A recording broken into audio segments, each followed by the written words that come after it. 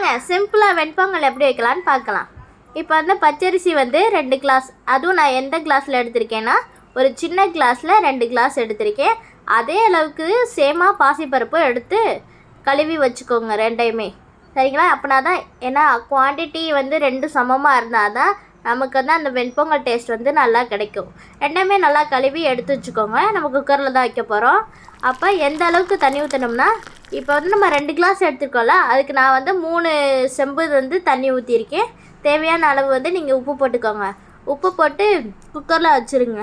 வைக்கிறதுக்கு முன்னாடி வந்து நெய் விட்டுக்கோங்க. கொஞ்சோண்டு நெய் ஊற்றிட்டிங்கன்னா இன்னும் டேஸ்ட்டாக இருக்கும், சரிங்களா? நெய் ஊற்றிக்கோங்க. அது நல்லா 3 விசில் வந்து குழஞ்சி நல்லா வந்துடும். வந்த பிறகு நம்ம இதில் வந்து நெய் ஊற்றி தாளித்து ஊற்றோம்னா அது எப்படின்னு பார்க்கலாம். கொஞ்சோண்டு கல்லெண்ணெய், அதுக்கப்புறம் வந்து நான் நெய் ஊற்றிருக்கேன்.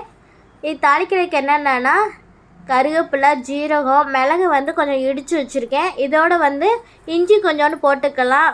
முந்திரி போட்டு நல்லா வறுத்து அதில் போடுவாங்க. நான் வந்து எனக்கு தேவையான அளவு தான் போட்டிருக்கேன். நீங்கள் எப்படி உங்களுக்கு என்னென்ன தேவையோ அதை போடுங்க. ஏன்னா எனக்கு முந்திரி பிடிக்காதனால நான் அதில் போடலை. அதெல்லாம் போட்டால் அது நல்லா டேஸ்ட்டாக இருக்கும். நல்லா தாளித்து நல்லா அதில் ஊற்றிட்டிங்கன்னா செம்மையாக சிம்பிளான வெண்பொங்கல் ரெடி ஆகிடும்.